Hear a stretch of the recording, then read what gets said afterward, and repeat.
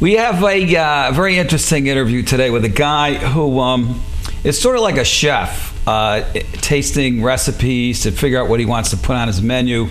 I know a lot of us wonder, well, how does somebody get interviewed on the radio to promote their work? Since there's so many people out there, there must be some kind of payment involved, or there must be some kind of cozy relationship with a publicist or whatever. Joe Donahue, who's been at WAMC radio for 16 years, whose voice is well known in the New England states and New York and beyond, is the host of AMC's Roundtable. And he is a book lover. What else can we call him? And we've got stacks of books around here. And one of the things that I'm very curious about is how a guy goes through all these books and decides who he's going to interview and who he's not going to interview. How does an author get on the show?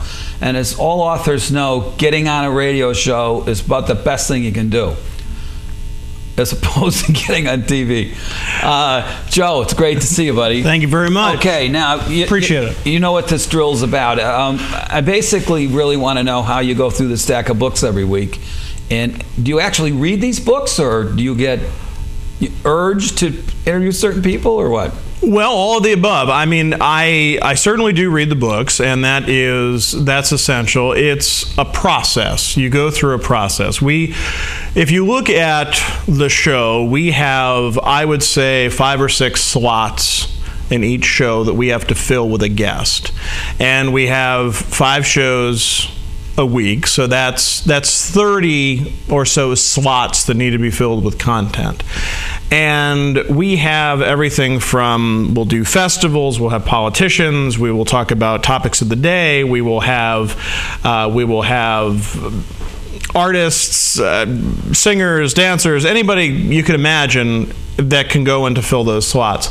But books play a very large role in what we do. It's a love of mine, so as the host of the show, I get to say, okay, I can do that.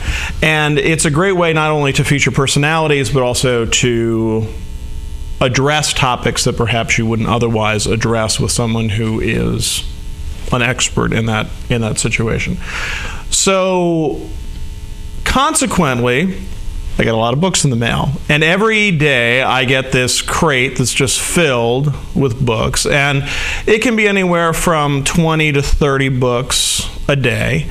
And you go through those, and there are a lot of books that are published, and some are self-published, some are published by the larger houses, and you go through them and you try to think of what will be of interest to, not only to your listeners, but ultimately to you. And the reason for that is because you're going to have to spend time with it. You're going to have to actually, when I say sell it, not meaning that I'm an agent to sell the book, but I'm the one who has to say, okay, audience, this is something interesting, and this is something that I want you to spend the next 15 minutes of your time listening to. And so to have that engagement, to make sure that I'm engaged in it, I have to have an interest in it. I think it's pretty safe to say that if you are on our show and it's a book that I have selected, it's something that I have some passing interest in. Now, the immediate comment then would be, well, so then it's only the stuff you like. Well, you have to be really well-rounded, and you have to have an understanding that, okay, this book is on childbirth. I don't have children. I will never give birth to a child, but I find the subject. You do. There'll be a book about it. Yes, but it'd make a great book. But you have somebody like Penelope Leach who can write a book and who is the Dr. Spock of our generation, of our era, and can write eloquently and interestingly about the birthing process. Then I'm interested in that. So it's a really wide-ranging subject. And when people say, well, what type of subjects do you do on the show? Well, that... Almost anything. Anything. It's eclectic. It's a magazine program. We can do anything. Well, one of the things you mentioned was reading it for your audience and reading it for yourself. How do you envision your audience? Is it like, are they like you, or is it an audience you believe you can convince that they should read something? I don't think you can think about it. I think if you think about it, you go nuts. Yeah. So I think you say to yourself, okay, I'm going to interview somebody that I'm interested in. I'm going to interview on a topic that I find interesting, and hopefully people will come along for the ride. Do I have them in the back of my mind? Of course. Just as if you asked most of these authors, as I have, when you're writing, do you think about the audience? Well, no. I think about me. I think about what I'm interested in telling, the story I'm interested in telling, whether it's fiction or nonfiction. And it's the same thing for me.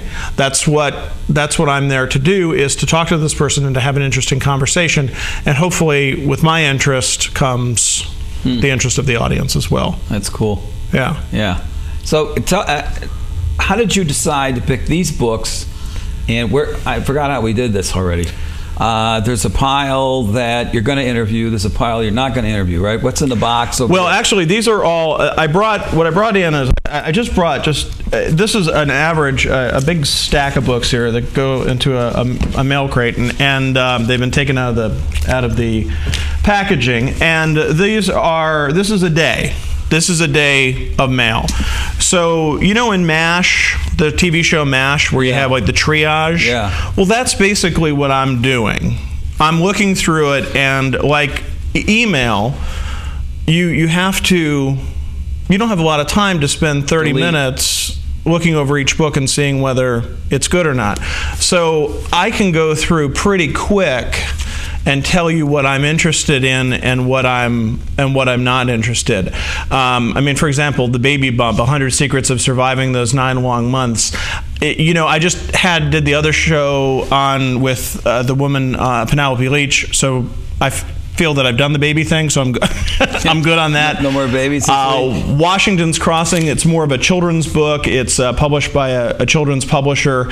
The one thing I don't know about this, and I have to investigate it, is if it's what would make it interesting to me is if it's a local author and there's a local connection. I don't believe that there is. They say New Jersey here, so I'm not real interested in this. Here's a book on JFK day by day. November will always marks the anniversary of his assassination, so that maybe was something I would put aside as a possibility for something that we could do in November. Here's something about healthcare. I did this on hardcover. I don't see any reason of doing it again. Here's a book on baseball. I'm pretty much booked throughout the baseball season. World Series is coming up. I feel like I've done enough, so that'll go into the no pile. So that's sort of how you go through the various books, and that you don't spend a lot of time with them. And there is always that maybe pile where you say, all right, let me look. This is something that I need to take a look at, and I'll spend a little more time with this. And I bring the books home with me. The ones that I know I'm going to do, I keep on my desk, and the rest go home with me. And I'll go through them one more time just to give them a little more of a look to see what is interesting. And then they ultimately end up at a public library. Then what happens when this stack right here? I think you're going to read, right? You got pretty heavy names in there. Bill Bryson, who's one of my favorite writers. What do you do with an interview with a Bill Bryson who's got this long trail of books, and he's developed this humorous tone, and seemed like he'd be a great guy to talk to? Great interview. Is he? Yes, great interview. I would say it's because I've been doing this a long time, and it's been almost 20 years that I've been doing a radio talk show. So I don't want to misspeak, but I would say about 75, if not 80% of these authors I've interviewed before. Oh, so that gives you that gives you an awful lot of background of what you can expect from somebody. So so Bill Bryson I've interviewed before. The new book is called At Home, A Short History of Private Life.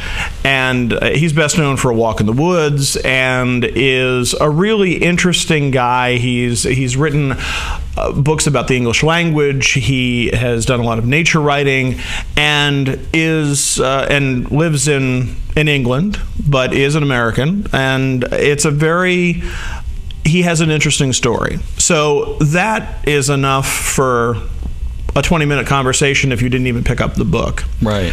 And since he's been on, and since we have talked about much of that before, then I am most likely going to focus on the book.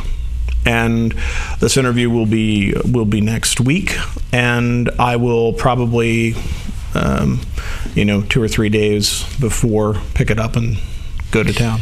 Now, does that mean you've read the book already? No. That means in 2 or 3 days I will pick it up. But you already know you want to interview him. I already know I want to do it. I mean, because it's Bill Bryson, and because it's somebody that I know is good on the radio and has a good story to tell, I'm confident in the book. That doesn't mean that I have to like it. That doesn't mean that it has to be great. That doesn't mean I'm going to find flaws in it. But I'm not reviewing. I'm interviewing. That's that's underneath all of this business of promoting books and talking to authors and everything. The difference between an interview and a review. Right. It's just like the movie programs that come on, and at the end everybody wants to know how many thumbs we got up in the air, right? Right. Well, this isn't that kind of thing, is it? It isn't. And in fact, we just got done with a fund drive we're public radio, so we do fund drives, so we beg for money. And one of the things that I often hear in the comments from listeners and contributors is, I love Joe's book reviews. And I find that interesting because I don't review them. I'm interviewing them and I'm talking about them. And it is a review in a way, in the sense of it's not a critical review, but it is a review of what happens and what the book is about, I guess. And there certainly are cases where books I feel very strongly about that I think are just great and really good books that I know are going to be buried somewhere in a pile, that I feel I have an obligation to tell people that this is just really good stuff. And I do that, but I still don't consider it a review, because I'll do the entire interview, and at the end I'll just say, I read a lot of books and this is really, really, really good, and if you get a chance, pick it up and read it, because it's something worth reading. So you actually get a chance to, I'm looking at just this set of books here, and some of the authors are very notable, although I have no idea about the titles, and other authors don't ring any bells at all, but the titles might, or whatever. But you know the inside of this stuff, right? I mean, when you got a book here by Soledad O'Brien, right, who millions of people know, and millions of other people just need a little tweak and they'll know her. Right. What do you do with somebody like that? What if this book is absolutely horrible? Yeah, well... Or just mundane. Let's say it's probably not horrible, but, I've interviewed her before, and she's very thoughtful. She's written an awful lot about the experience of being of mixed race, and I find that to be a fascinating voice. This book is more of the book that she's currently promoting is a memoir, looks at her family and her life. And I know she's a media personality, she's used to being on television, she's used to talking, and she's a really good guest. So I'm confident that if I spend 13 to 15 minutes with her, that I'll get a good segment out of it. And does that mean it's the best book in the world? No. I don't know yet. I'll read it. It may very well be. But I do know enough about her and about what the book is about to say that I'm really confident that this is going to be a pretty good segment, because most of the ingredients are there for it to be good. And she's got a track record, a story. Got a track record. I mean, I have a track record with her. I mean, I've seen people on shows that are brilliant, and then they come on our show and it's just horrible. Sometimes it works and sometimes it doesn't. So you can't really go by that. But what you do go by is, if I've ever interviewed them, or if I find just something that is of interest to me that I can connect with them, then I feel pretty confident we can get a good segment out of it. The other thing too is, because you're doing so many interviews and because you're plugging that machine, you know what? If it's awful, in 15 minutes it'll be over, and there'll be somebody else on.